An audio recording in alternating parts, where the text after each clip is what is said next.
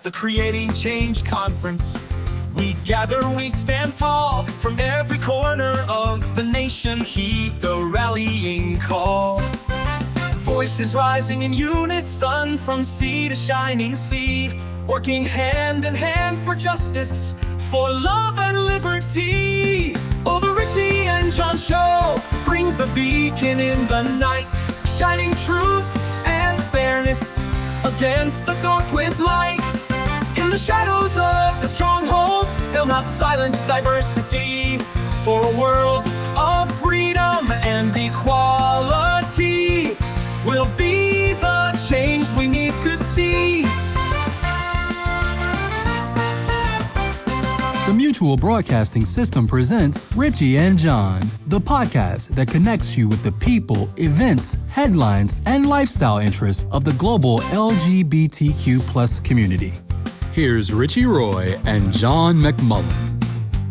Welcome once again to Richie and John. I'm John McMullen, and I am here with my co-host, Richie Roy. And once again, this week, our Substantial Saturday episode of Richie and John is going to feature an in-depth interview with an attendee of the National LGBTQ Task Force's Creating Change Conference, which was held in late January in Las Vegas. Florida is not really a gay or queer-friendly space, but there are pockets of Florida that are just stuffed full of LGBTQ+ people. And sadly, we don't have enough of them to make a huge political difference, but there are people who are doing their best to make it palatable and hopefully change the tide. We have seen a lot of crazy happen in the not-so-sunny Sunshine State. Terrorism, killing dozens of people in a queer bar, having reference to LGBTQ topics banned in the education sector, libraries that have been forced in their communities to have to ban books because of the subject matter. It really sucks, but there are some people who are trying to do something about this. And so in this episode, which we're calling Advancing LGBTQ-Inclusive Education Amidst Legislative Challenges in Florida, we get an opportunity to talk with a young man who is 24 years old, and his name is Maxx Fenning. And Max is the executive director of PRISM Florida, and they're doing a lot to help change that climate in the Sunshine State. So I'm looking forward to sharing the interview with you, and we had a great time talking with Max at the conference. We're going to have an opportunity to bring him back in a few months and do a follow-up with him and see how things are going now that we will have been a quarter deep into a new administration that is fairly unfriendly. But Richie, I did have a little sense of hope for our friends in the southeast of the United States. Yeah, no, it's so inspiring that folks who are really working on grassroots things and folks who are young are organizing and really doing the work that a lot of times, like sadly, is not getting done by people by elders who should probably be doing it. I mean, we've talked on the show about HRC and GLAAD being asleep at the switch, at moments when we really need them. But to see folks like Maxx Fenning and those involved with PRISM stepping up and kind of being attuned to issues that affect a population directly is really inspiring. And, I think right now more than ever, what we've seen in the past couple weeks and even this week is there's a little bit or a lot of a lack of kind of leadership and coherence from progressives who are in power. We've seen really crazy things happening from this administration. And by and large, Congress is not really doing much. They're not up for the moment. It turns out. But when we have kind of young, ambitious, organized and mobilized people, that might be kind of the answer right now. And so I totally agree. This is a great interview. And I think it really highlights the fact that there are young people who are highly motivated in our community who are making a difference day in and day out. And yeah, it does make you happy. Sometimes you see things like Mitch McConnell, who's in his an octogenarian falling down the stairs and Nancy Pelosi, with a walker getting into a minivan, and you're like, why are these people making decisions? They really are impacting young people a lot right now. A lot of things that are happening. And so it's good to see that there are sort of youthful leaders who are building a bench and getting ready to step up to the plate. Yeah, and as we've just seen also in the last couple of weeks, we have a young man from South Florida, no less, who was one of the survivors of the horrific events that happened at a high school in South Florida, who has made himself quite the visible activist over the past couple of years since what happened at his high school occurred, and his involvement with getting people elected, young people elected to public office all over the country. And now he is the vice chair of the Democratic National Committee. Yeah. That was a big move, and really, very well deserved. He is a really great advocate, and he understands social media, better than almost anyone out there.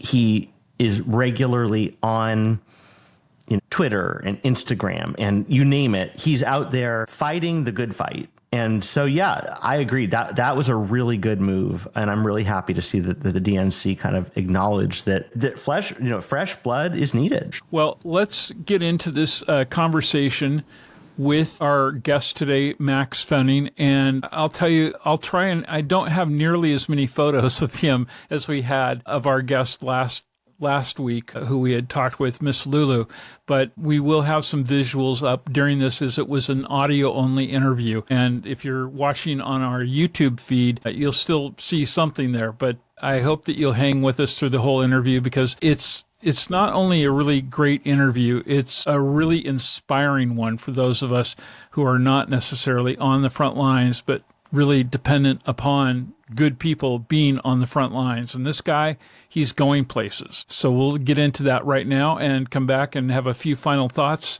at the end of the conversation.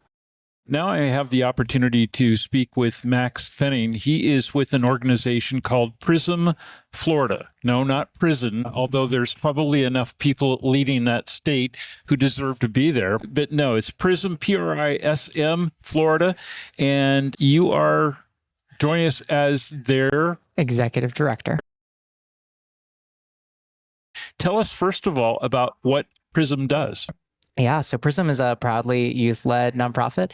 We work to expand access to LGBT-inclusive education and sexual health resources for young people in South Florida. Okay, and when you say it is a youth-led organization, what does that mean in terms of, is there a cutoff age? So when we say youth, we mean 14 to 24. Proud that we follow a buy and form model. That means the folks that the work is for or is meant for are the folks that are creating that work. And so we try to keep leadership around that range as well. So you basically are going to time out your own career. Exactly. It's been really important. There's so many conversations among EDs more broadly around like succession planning and how you're going to build a bench, how you're going to build a movement and find the next person to take the helm. Sure. And it's something that's super important for me because by design and by nature of us being a youth-led organization, that means that at some point I'm going to age out of my role. It's probably going to happen pretty soon because I'm 22. A lot of people, I remember early on in the whole AIDS movement, that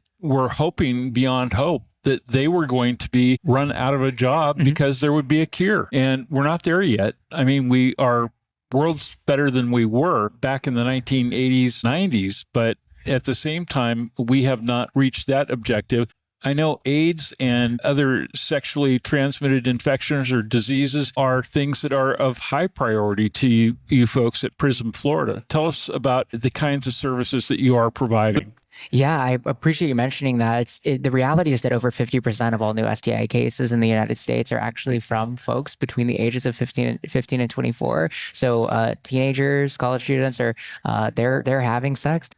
potentially exposing themselves to STIs need to be able to engage in those activities safely, have the knowledge to be able to make empowered decisions about their relationships, about their sexual health and their health more broadly.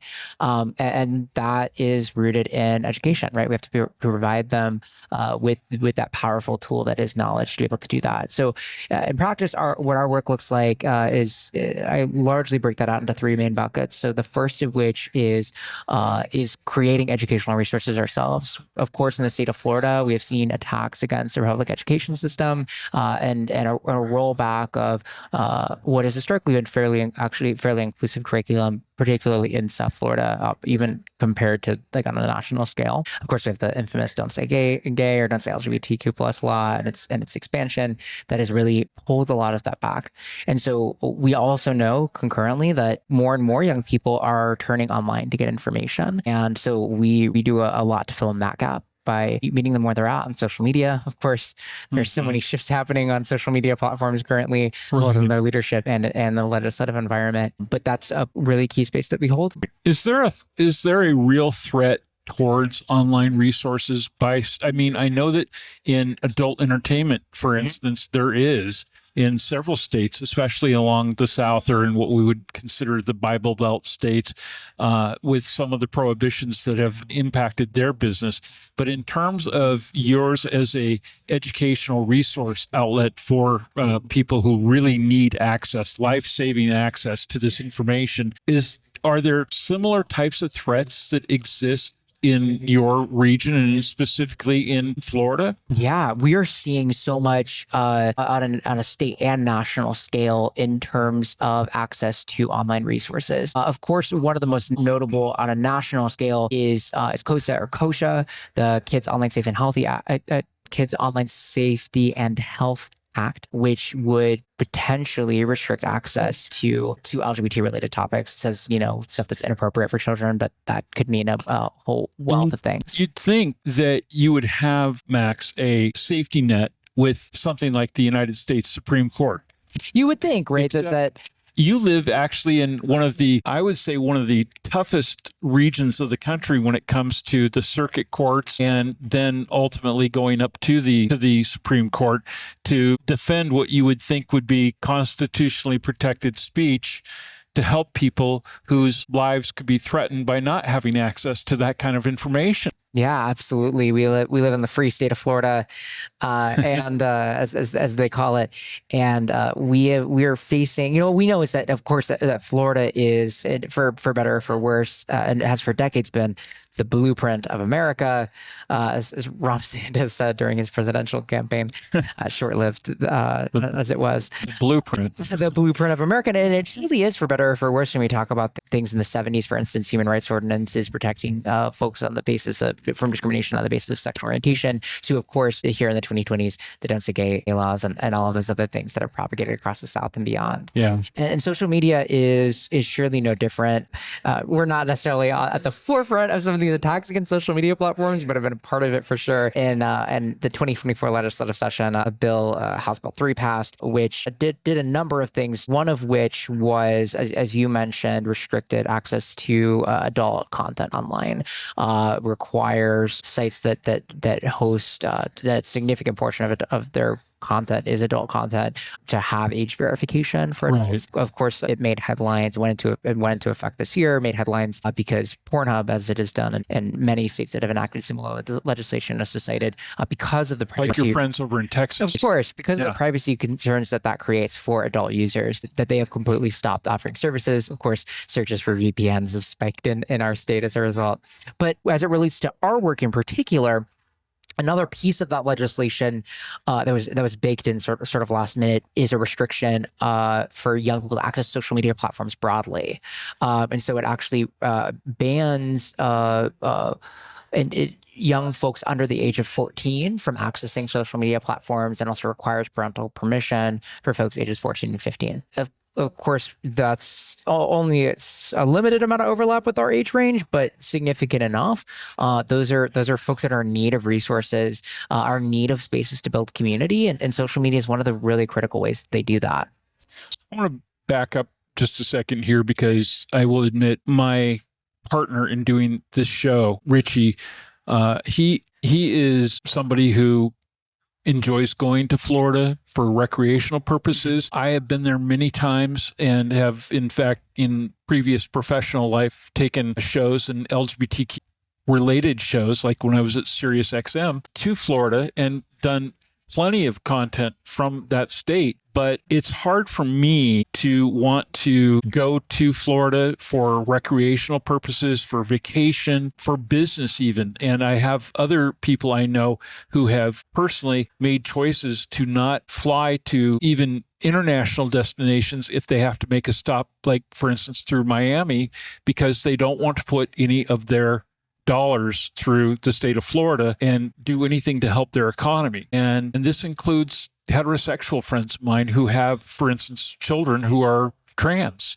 And it's hard to know when we don't live there and we know what's going on, and we've seen both sides of things, like what unfortunately happened in Orlando with the nightclub disaster, and things that have happened in terms of, in all throughout the state of Florida, book bans taking place, schools, and the very unfriendly, don't say gay laws and things like that in that environment.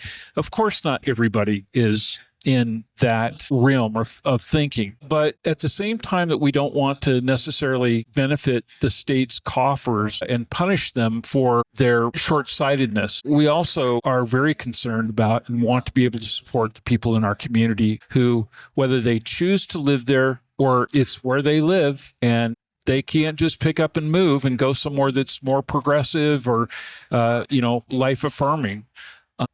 What do we do? How do we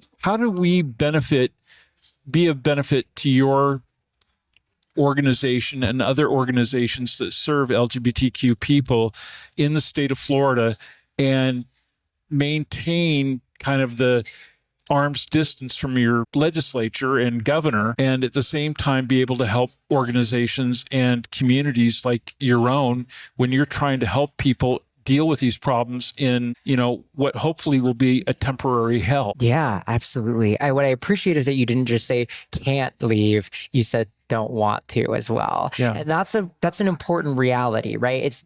There's one thing to be said, of course, about the financial barrier of fleeing, right? That folks cannot afford to pick up and leave and go to a blue state.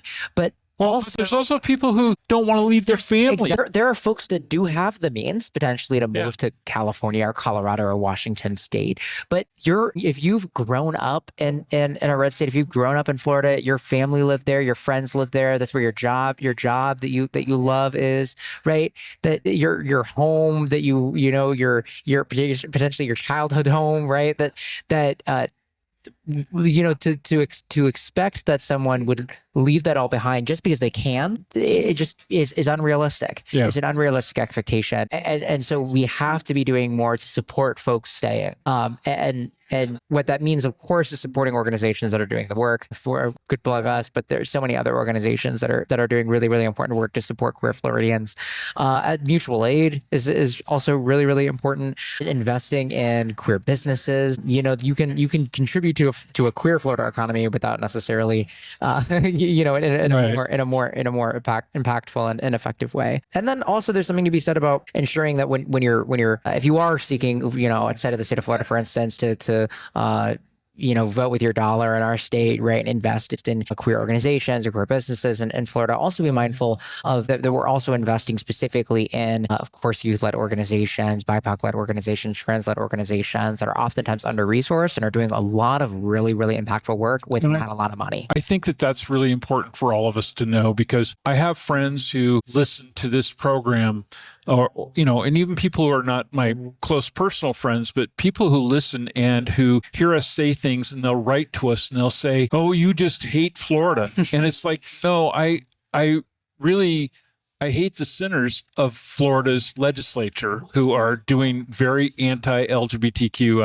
stuff. I don't hate Florida. And sometimes we get caught up in our activist roles and just want to, wash our hands of it, but we can't do that and just leave y'all behind. And that's why I want to hear from somebody who's really on the front lines of dealing with really important issues life-saving issues and work that's being done there for our community to come in and to say, here's what's really going on the ground there, and find out, what kind of hope do you have, especially looking not just at your state level, but now at the federal legislative morass that we're in. What is your hope in the next few years? Because we're going to have another national election coming up for congressional seats and such in 2 years from now.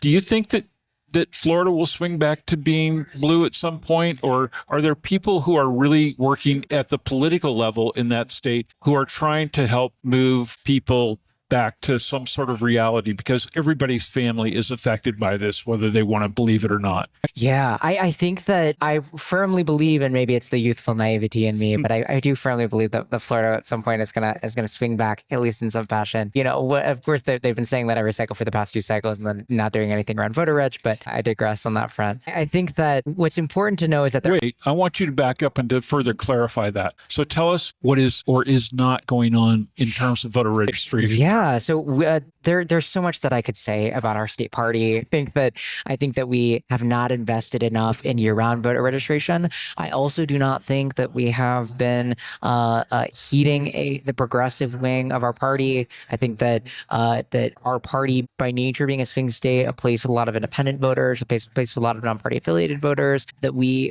have this idea that the way that we're going to win is by trying to capture this mythical moderate Republican, and that person's going to vote for Trump. That we're not going to get them. What we can do is make sure that we're holding our base, and we're doing a really bad job of that, especially as it relates to young people. We have lost young people to Republicans. Do you think that is because everybody sees everybody who is running for office, or the ones who have a chance of being the victors, as largely being people who are so old they're out of touch? And you're talking about young, new voters, and that they just feel that they're completely lost out of the process, or because they're just scared and they're tired of feeling scared by being so invested in looking at what's the reality that we currently live in is, and have no idea how things could be?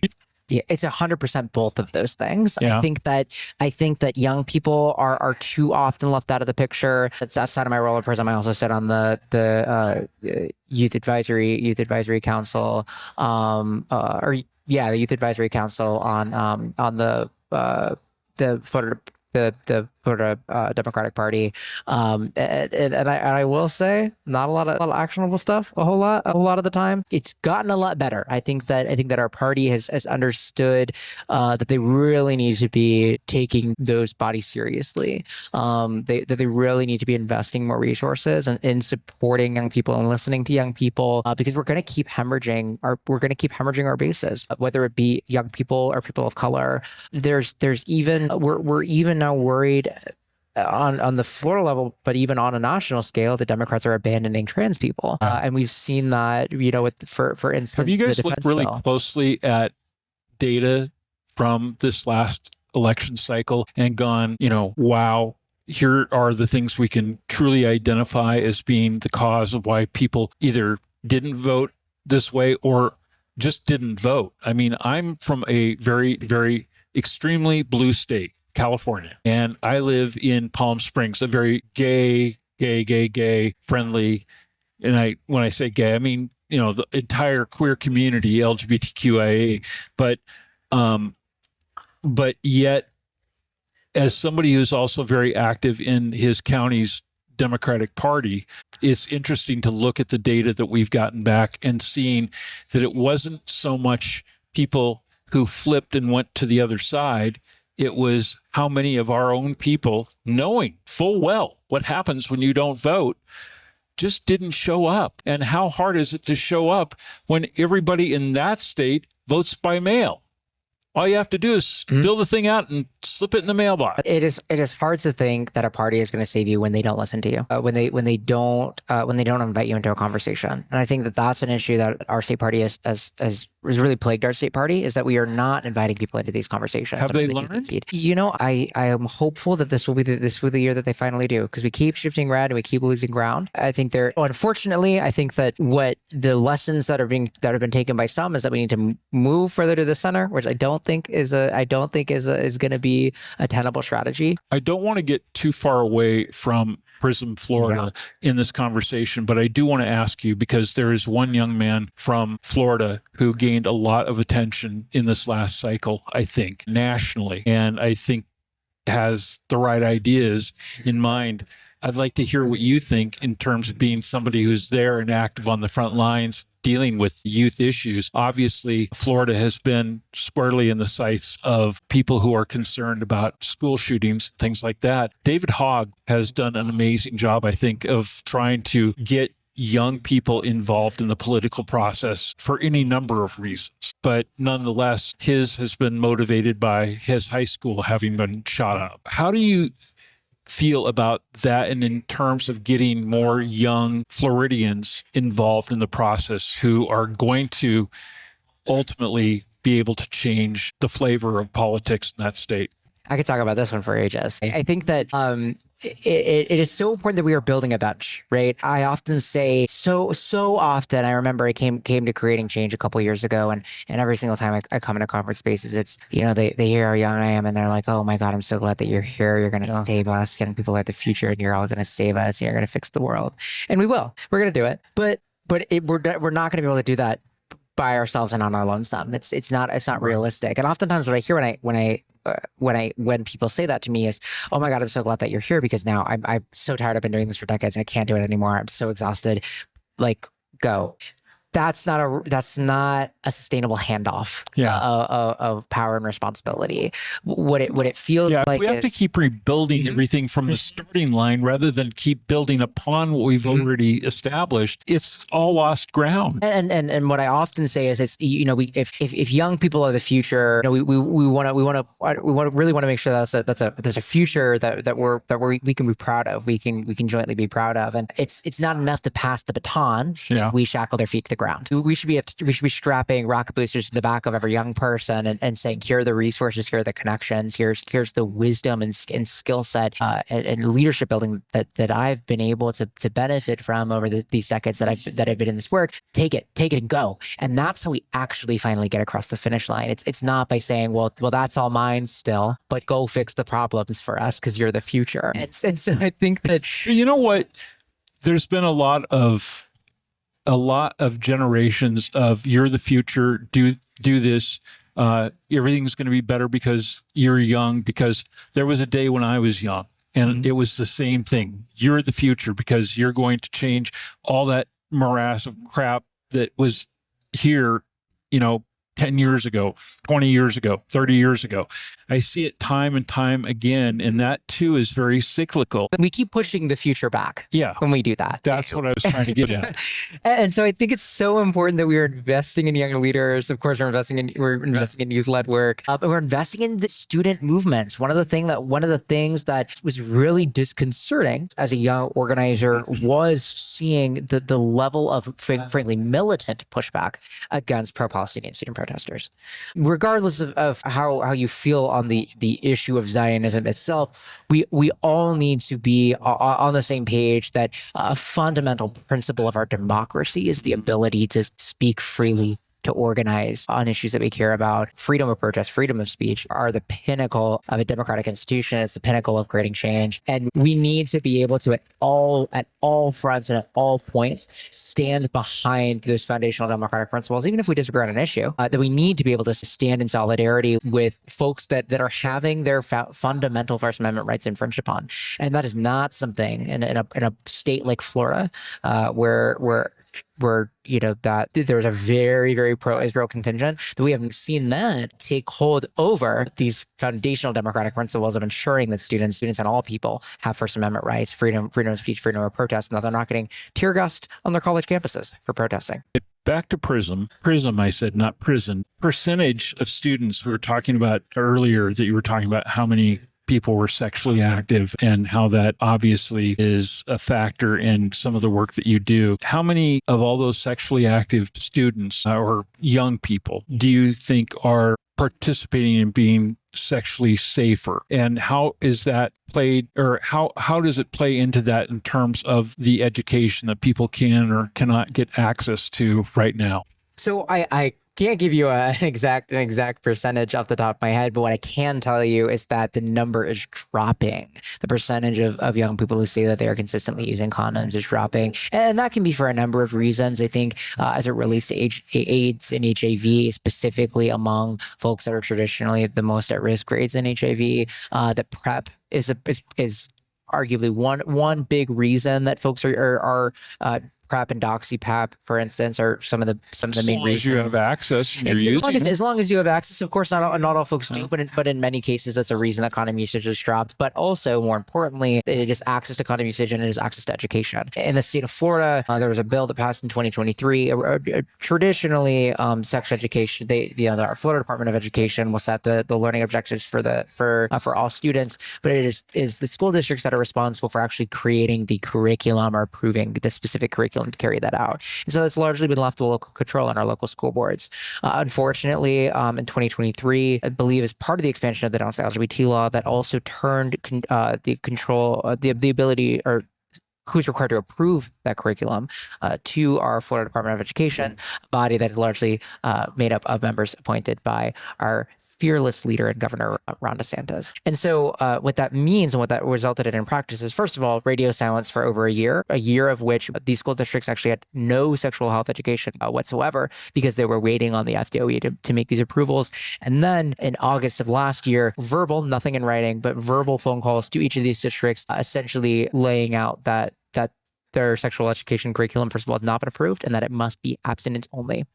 There have been districts that have received again through these verbal conversations statements that they can no longer use words such as consent, abuse, fluids, that they can explain, in some cases can't explain condoms, but they can't have demonstrations on like a banana, for instance. Very, very like threading the needle there. I read on your website that just over a third, 36.1% of students in Florida, and is that designated as a combination of both college and high school? Is that just high school, or is there a bottom end cutoff line, top end? When I ask this, because what they have had intercourse and 24.5% sexually active currently. How many are practicing safer sex or taking steps to avoid teen pregnancy? Because certainly these same steps that are used to prevent the spread of a potentially life-ending disease affects family planning, and especially in a place where it's hard to get access to a clinic like, Planned Parenthood and services that they offer. Yeah, and those risks are compounded by the fact that we do have a near total abortion ban at 6 weeks. Of course, we were famously had the highest percentage of people to vote for a pro abortion referendum that did not pass because we have a 60% threshold for constitutional amendments. So a majority of Floridians are pro-choice. A majority of Floridians voted for an amendment in 2024, 57% to amend our state constitution to protect the rights to an abortion up to 24 weeks. Unfortunately, we have a 60% threshold, a supermajority threshold for those constitutional amendments to pass, and so it did not. That means that pregnancy prevention and contraception are all the more important. That education around that is all the more important. It is surely not the time to be mandating abstinence-only education in our state, a state that bans abortion before most people even realize that they're pregnant. So how much HIV transmission is happening right now in Florida? Are there numbers that give you an idea as to how many people are seroconverting? I'm not sure what the current data in South Florida is current like as it is right now. The other reality is that we are seeing in all sorts of public health aspects, whether it be COVID or HIV or suicide, the state pushing back against data collection.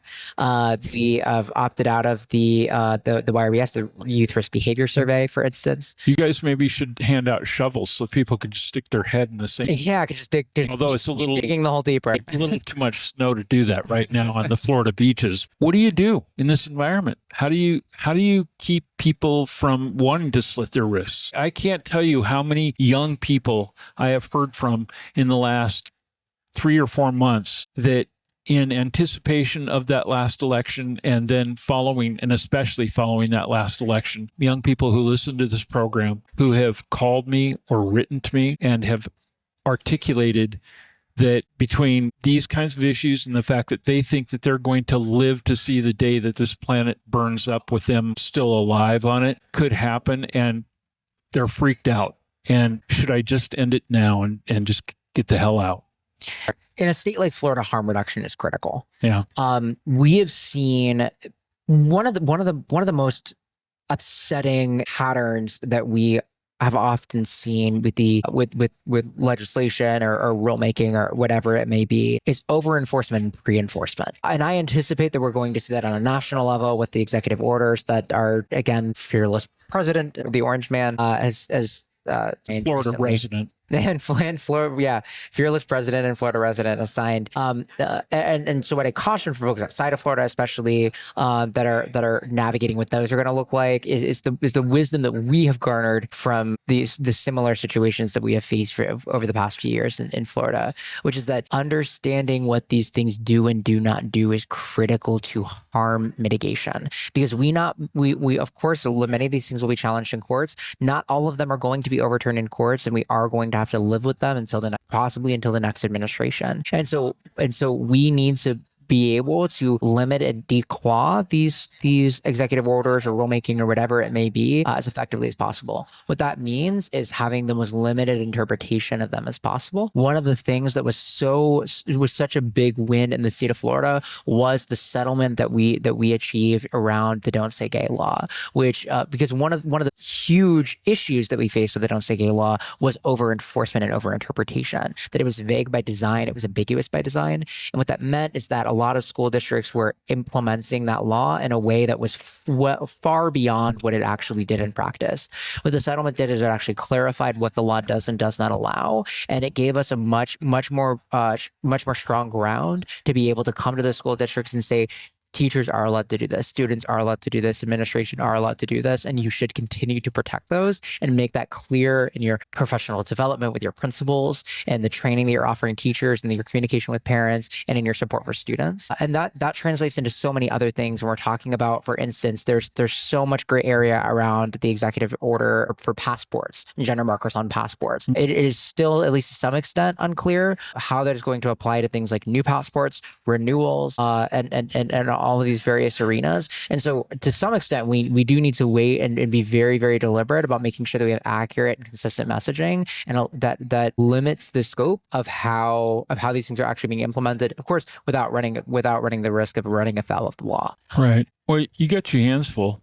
Absolutely, we do. And I have no doubt that with all the things that you've got your fingers into at this point, that when you time out as the intended plan in your current responsibilities as executive director of PRISM Florida, that you're not going to have an issue finding other causes to stay very actively involved with, because you're a very articulate person who has definitely worked very hard on behalf of a substantial community of people there. And so congratulations on that. How can our listeners help you achieve your objectives? Yeah, there's so many ways, of course, one of which is getting the word out about the work that we and organizations like us are doing. The most shameless plug I can give is that we are so honored to be the first youth-led beneficiary of the Florida AIDS Walk. For those who don't know, the Florida AIDS Walk is a fundraising event under the AIDS Healthcare Foundation that supports HIV and AIDS service organizations throughout the state of Florida. It's a donation match. So anything that you contribute is matched 75% in our case. Nice. Folks can go to, I believe it is, I can find a link for folks. Worry about it. We'll edit this. Yeah, no problem. You said you'll edit. Yeah, so you can take your time. I'll tie it together. All right. Florida AIDS Walk. All right. That is FloridaAIDSWalk.org. Folks can select PRISM as a beneficiary. Their contributions are matched 75% now until March 30th. It is a really great opportunity to not only support the important work that we're doing, but also almost double the impact of the important work How we're many doing. people are involved with your organization? We're a small team on the staff side. We're staff of 7. We have a crazy huge volunteer base. We have about 200 folks that are volunteering annually. Nice. And growing more and more every single day.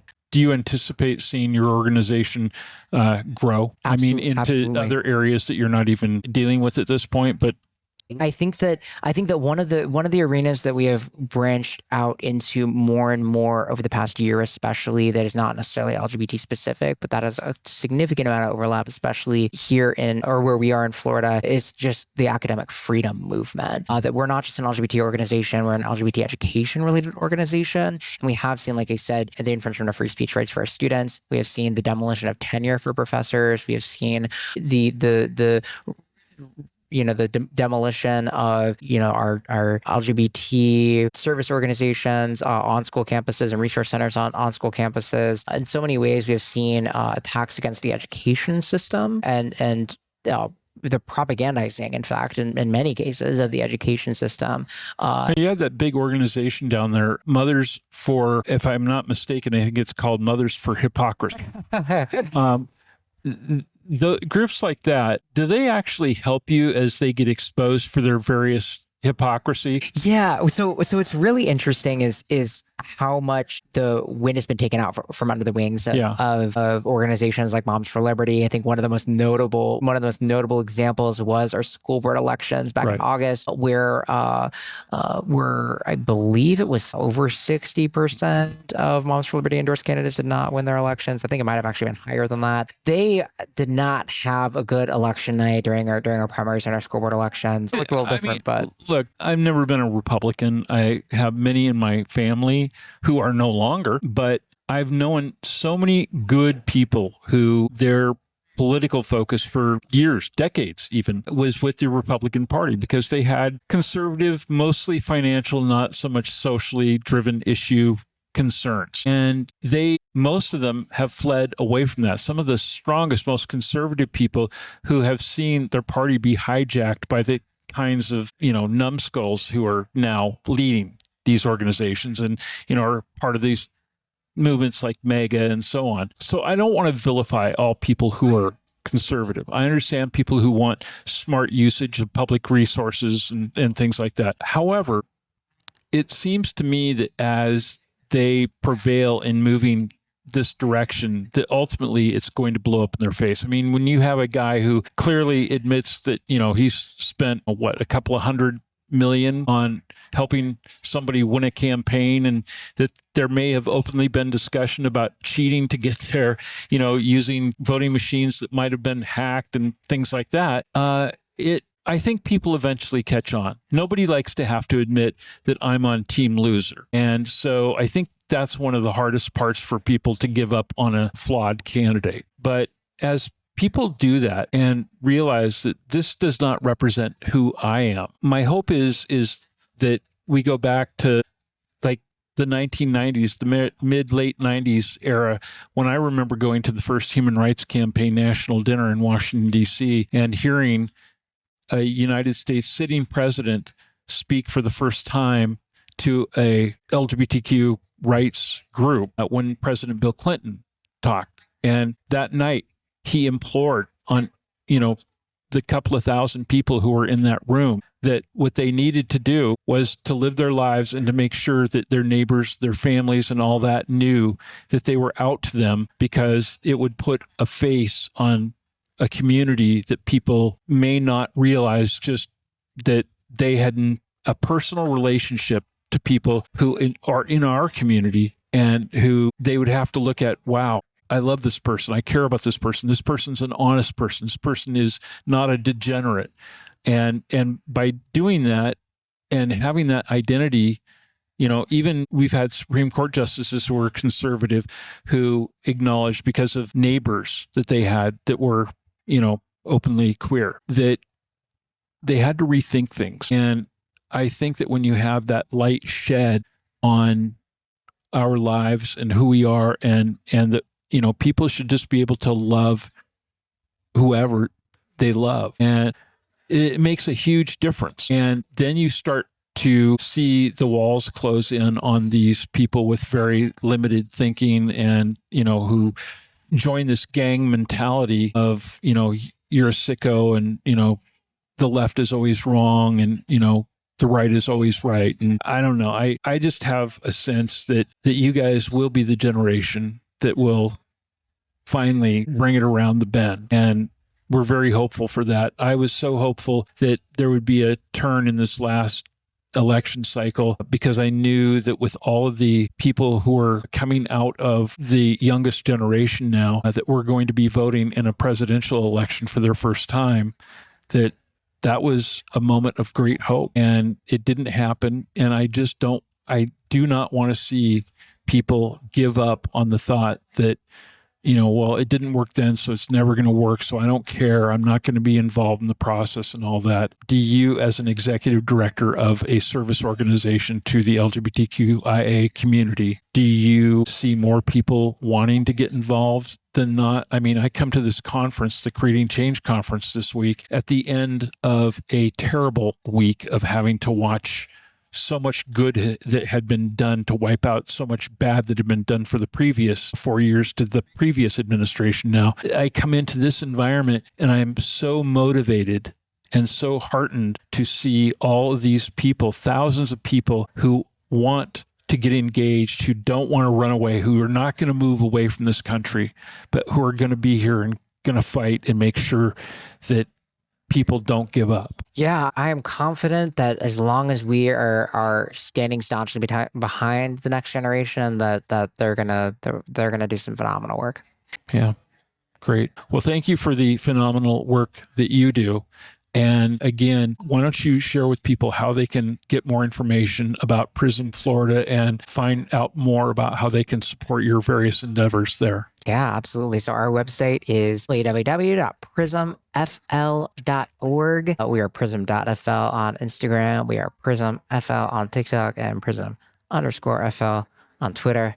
If you don't want to use Twitter, you got Blue Sky, PRISMFL on there, on all the platforms, and look forward to folks joining in on the movement. I hope that as you continue to do this stuff and you see various successes happening in Florida, and that also as challenges come up and you meet those each one, that you'll be in touch with us and let us know, because I'd love to have you come back on and be a guest on a recurring basis and let us know how that effort's going, because we are going to have to do something to help change the way things are in Florida. And I'd like to actually ask you to come back on a future episode and talk with us about a whole other topic, which is the Cuban issue, because it's very hard for me to understand how people are confused about what socialism is in this country versus what they grew up with in the land of Castro, and how that muddies those waters. And what do we do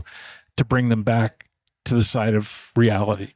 So I hope you'll come back and do that with us. Maxx Fenning joining us from PRISM, Florida, and we appreciate you being here today. Yeah, thank you for having me. Again, I really want to thank Maxx Fenning for joining us here on Richie and John this week. And I hope that you enjoyed that conversation. And if there's anything you'd like to follow up or make sure that we do when we have him back, be sure to drop us a line. There's several ways to do that, and we'll give you all the contact information again in just a few minutes. I was also surprised, Richie, to learn some of the other things that came out of that conversation, including the fact that over 50% of new STI cases in the United States are occurring among people aged 15 to 24. This is not the time when we need an administration that cuts back on resources like at the CDC and the National Institutes of Health, and that cut back the information that we have access to on federal websites and so on. It's important that we know what's really going on. And this is a president, once again, who completely flubbed up the handling of the COVID-19 pandemic.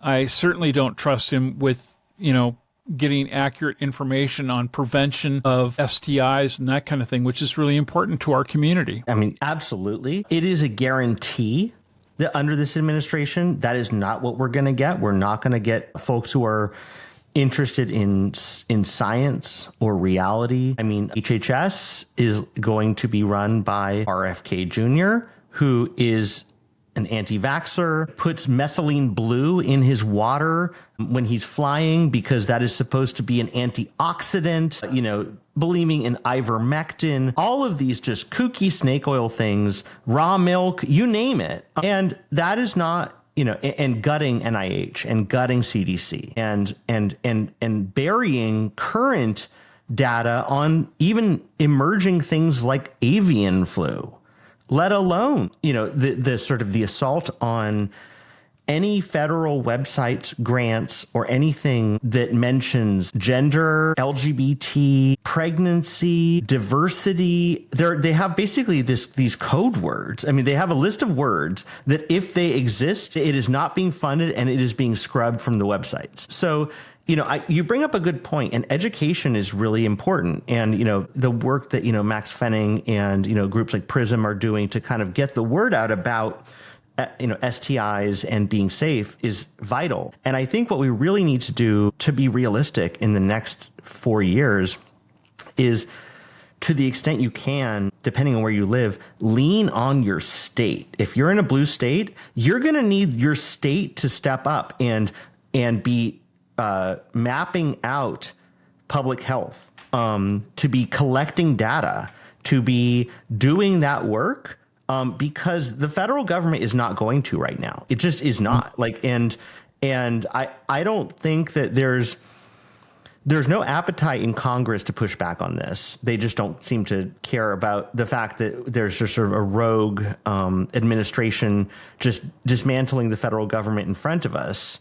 I think there is, but I think that I think that there's also a sense that there's only so much you can do about it when you don't have a majority in any chamber of Congress or in the Supreme Court, or, we're fucked. Right. And so I think to the extent that there is a place to go, it's really blue states, and looking to blue states. And again, reaching out to, if you are in a blue state, your local representatives and your governor and your AG and everywhere you can, the Department of Health, and saying, we need you right now.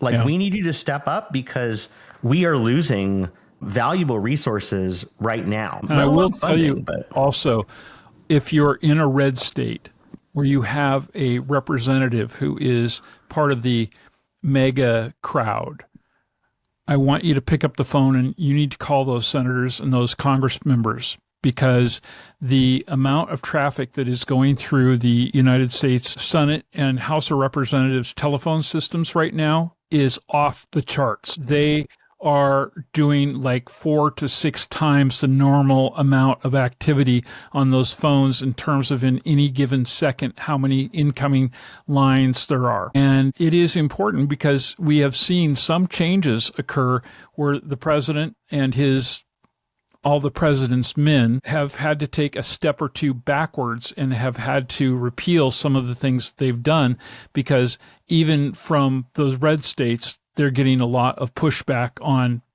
don't mess with my X, Y, or Z. So please do find your Congress member and your senator's telephone numbers and call them regularly. Just keep jamming those phone lines and making it the worst thing in their life for their staffs to have to do. And I know I live in a very blue state, perhaps the most blue state in the country. Unfortunately, my representative in Congress is a complete mega fuckhead. And so I guarantee you that I've been having my own fun in letting them know just where they stand with me. We would love to hear from you as well, and you can do that by calling our telephone number. Our operators are standing by, ready to take your message and bring us your voices at area code 878-768-8825. That's 878-768-8825. Richie, give us the email. Yes. So the great way to reach us is our website, richieandjohn.com. If you want to go the email route, it is info@richieandjohn.com. That will reach us. Again, it's RICHIEANDJOHN.com. info@richieandjohn.com. Our website also has a contact form, so you can just do that really easily. So I have to say, I'm not sure how much longer that's going to be up there, because we get a ton of spam in Cyrillic alphabet. So, but I will tell you this also. If you are so old school that you love the idea of just sending us a postcard or a letter in the mail, you can do that also. And our mailing, our snail mail address is on the website at Richie and John, Post Office Box 3573, Cathedral City, California, 92235-3573. And again, that's located on our website at richieandjohn.com. Richie, I will catch up with you again at Newsday Tuesday. Have a great weekend, and we'll see you then. All right, talk to you guys soon.